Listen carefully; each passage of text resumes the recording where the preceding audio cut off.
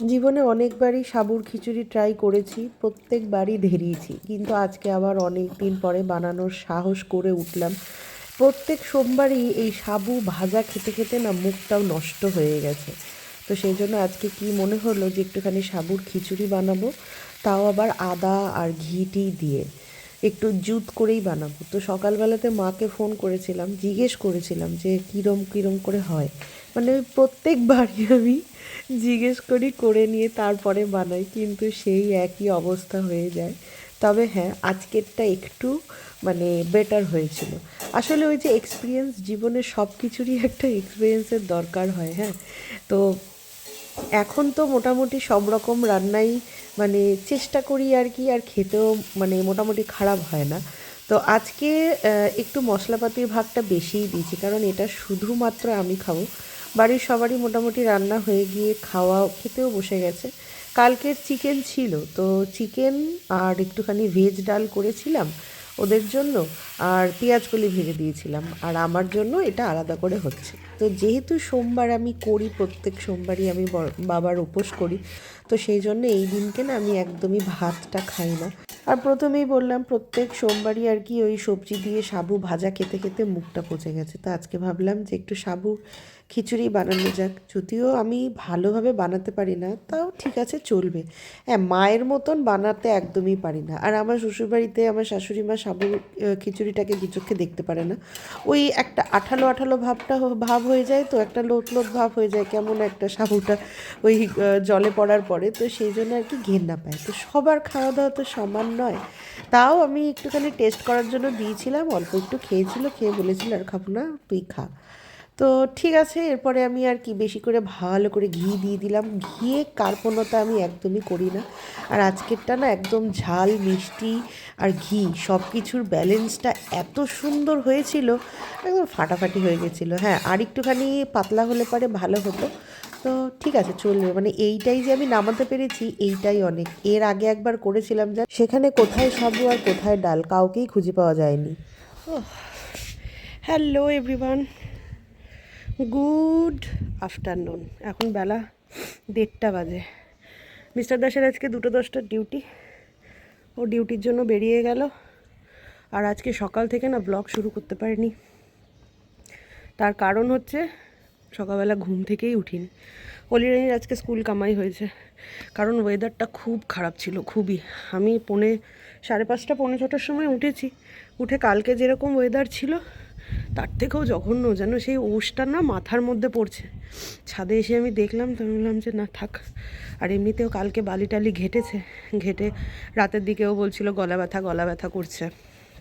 তো সেই জন্য আমি আর রিস্ক নিলাম না, কারণ জানুয়ারির 6 তারিখ থেকে হচ্ছে ওদের সেটের এক্সাম শুরু হচ্ছে।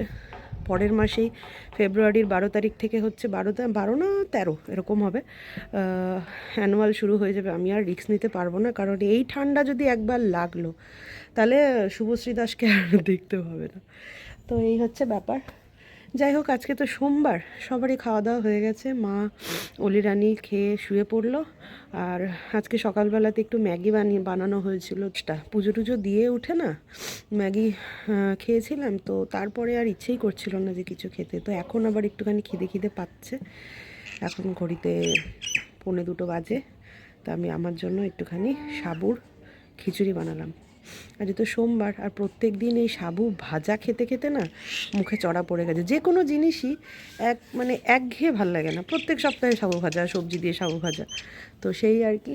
তো সেই জন্যই আমি আমার জন্য সাবুর খিচুড়ি বানালাম। আর একটুখানি ভালো করেই বানালাম, ঘি টি দিয়ে বেশি বেশি করে।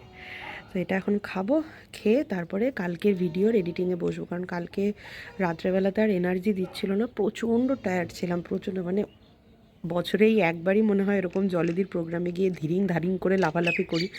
আসলে অভ্যাসের বাইরে যদি কোনো কিছু হয়ে যায় তখন সেটা এরকমই হয়। মানে কালকে এক্সেস ডান্স করেছি, তো সেই জন্য আর কি গাঁটে গাঁটে ব্যথা হয়ে গেছিলো।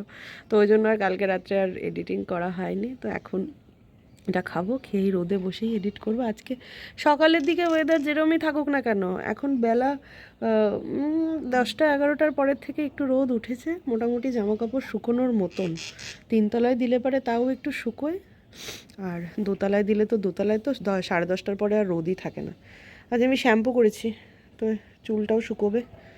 সকাল থেকে চুলটা খোলার সময় পাইনি, ভেজা চুল বেঁধেছি, চুলটা ভাঁজ পড়ে গেছে। চুলটা যা ছোট করে কাটা হয়ে গেছে না এবছর, বাড়ছেই না চুল, আমার এত খারাপ লাগছে। যাই হোক, খাবারটা খাই। আচ্ছা, এখানে ডাল সেদ্ধ হয়ে গেছে, মুসুরির ডাল, আর এখানে একটুখানি আমার জন্য মুগ ডাল সেদ্ধ করেছি। আর এখানে আমি ঘরে যা যা সবজি ছিল আজকে, গাজর, বিট, ক্যাপসিকাম, তারপরে ফুলকপি, পেঁয়াজ কলি, আলু, মটরশুঁটি, বিনস সমস্ত কিছু কুচিয়ে নিয়েছি, নিয়ে এখন রান্না বসাবো। আজ হচ্ছে মঙ্গলবার, তো মা বললো আজকে একটু খিচুড়ি খাবে।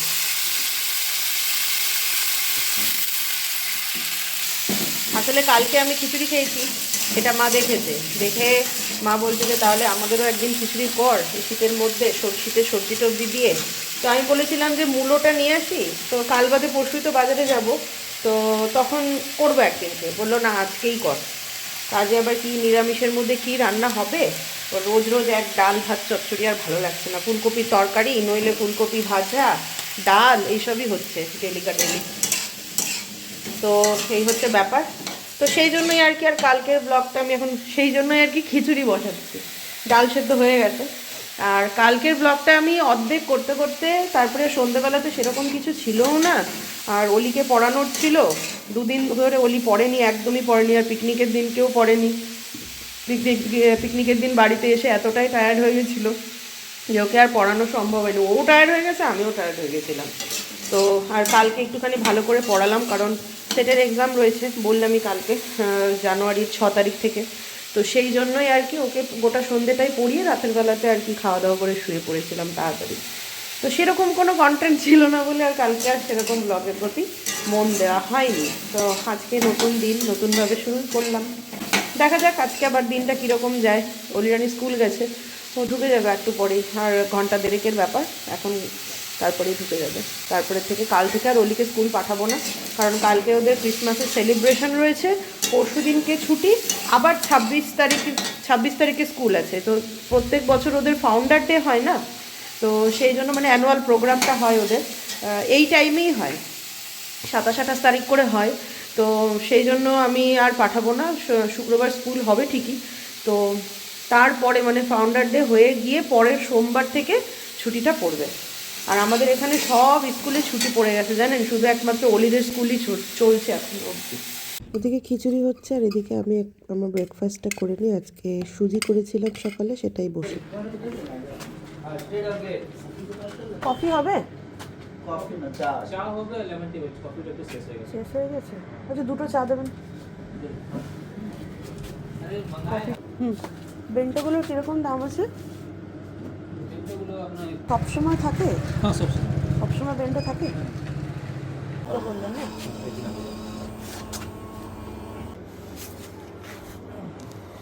ছোটু আজকে পকোড়াটা বানাইছিল নুন পোড়া। Good evening everyone. তো দারুণ ঠান্ডা পড়েছে, এখন ঘড়িতে রাত্রির 8টা কি 8:30 হবে। তো আমি আর মিস্টার দাস একটু বেরিয়েছিলাম, না সেরকম দরকারে নয়, আমাদের গলির মোড়টাতে একটা নতুন একটা কেকের দোকান খুলেছে, তো ওইখানে একদিনকে আমি কফি খেয়েছিলাম। একদিন বলতে গত সপ্তাহে এত ফাটাফাটি কফিটা বানিয়েছিল না, তো সেটারই আর লোভ সামলাতে না পেরে আজকে মিস্টার দাসের সাথে বললাম যে তাহলে চলো, ও বেরোচ্ছিল, তাই বললাম যে চলো তাহলে আমিও একটু যাবো ওই দোকানটা থেকে একটু কফি খেয়ে আসবো। আসলে কি বলুন তো, ঠান্ডাকালে না নিজের হাতে বানানো আর দোকানে গিয়ে একটু গরম গরম কফি খাওয়া, দুটোর মধ্যে কিন্তু আকাশ পাতাল তফাৎ। তবে দুঃখের বিষয় কফি ছিল না, চা ছিল, লেমন টি ছিল। লেমন টি কী বা খাবো, বাড়িতে তো খাওয়াই হয়, আর সেই জন্যই আর কি চা অর্ডার করেছিলাম। চাটা খেয়ে আরেকটুখানি এগিয়ে এলাম, আমাদের বাড়ির সামনে একটা জায়গাতেও একটু ভালো চাউমিন বানায়। আমি জানতাম না, কারণ আমি না ওই চাউমিন এগরোলটা এখন রিসেন্ট খাওয়াটা প্রায় ছেড়েই দিয়েছি। ওরা অনেক দিন পরে, অনেক মাস পরেই আজকে খেলাম। মিস্টার দাস বললো ও পাস্তা খাবে, তো সেই চক্করেই আসা হয়েছিল, তাই ভাবলাম যে ঠিক আছে তাহলে আমিও 1 প্লেট চাউমিন নিয়ে নিই। তো সেই চক্করেই আসা। আর চাউমিনটা না আমাদের এখানে একটু বাদাম টাদাম দিয়ে আর কি করে, মানে ঘরোয়া স্টাইলেরই করে, তাও দোকানের মতন থাকে। তো আমি বললাম যে একটু সস টসগুলো একটু কম দিতে, কারণ চাউমিনের মধ্যে না এক গাদা সস আমার একদম ভাল লাগে না। হ্যাঁ, কাঁচা লঙ্কা দিতে বলেছিলাম ওনাকে একটু, আর উনি এত কাঁচা লঙ্কা দিয়েছে না, মানে বাড়িতে এসে খেয়ে আমার মুখ জ্বলে গেছে জানেন, এত ঝাল দিয়েছে। আমি ওনাকে বলেছিলাম যে ঝালটা একটু বেশি দেবেন, এবার একটু বেশি দেওয়ার নাম যে ওই রকম কী বলবো, যাকে। এই যে এখানে অলিরানি পুরো একদম চাপাচুপি দিয়ে শুয়ে পড়েছে। কিরে ঠান্ডা কেমন? তোর তো ঠান্ডা লাগে না।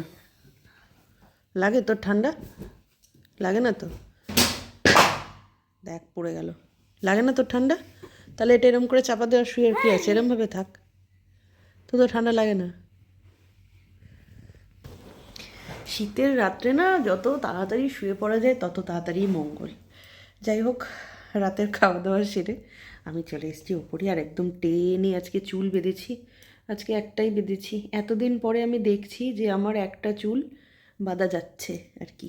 এতদিন তো এইদিকে এই দুটো দুটো টঙে দুটো বাঁধতাম, বেঁধে শুতাম, কারণ সব চুলগুলো টানা মানে টেনে বাঁধাই যাচ্ছিল না। তো আজকে আর ভাল লাগছে না, কি মনে হলো যে দেখি একবার সব কটাকে টেনে, তো দেখলাম একটা পনিটেল করলাম, সব কটাই বেশ একটু সময় লাগলো সব কটাকে টেনে বাঁধতে। যাই হোক চলুন আপাতত শুই। আর আজকে আমার সত্যি বলতে চাউমিনটা খেয়ে ভালোই লাগলো, দারুণ বানিয়েছিল। তবে হ্যাঁ, ওনাকে ঝাল দিতে বলেছিলাম, উনি যত পেরেছে মানে ওনার 100 লঙ্কা মনে হয় আমার চাউমিনের মধ্যেই ঢেলে দিয়েছে। আমি বলেছিলাম যে একটু ঝাল ঝাল বানাতে, তো ঠিক আছে চলবে, কিছু লঙ্কা ফেলেছি আর কিছু খেয়েছি। তো চলুন আজকের জন্য ব্লগটা এই অবধিই রাখছি, দেখা হবে কালকের একটা ব্লগে। তো ততক্ষণের জন্য সবাই ভালো থাকবেন, সুস্থ থাকবেন, সবাইকে ভালো রাখবেন। যদি ভিডিওটা ভালো লেগে থাকে তাহলে একটা লাইক করে দেবেন। প্রচণ্ড ঠান্ডা পড়েছে, আর আমি জেগে থেকে ভিডিও বানাবো না, আমিও এবার লেপের তলায় যাব। Good night, tata.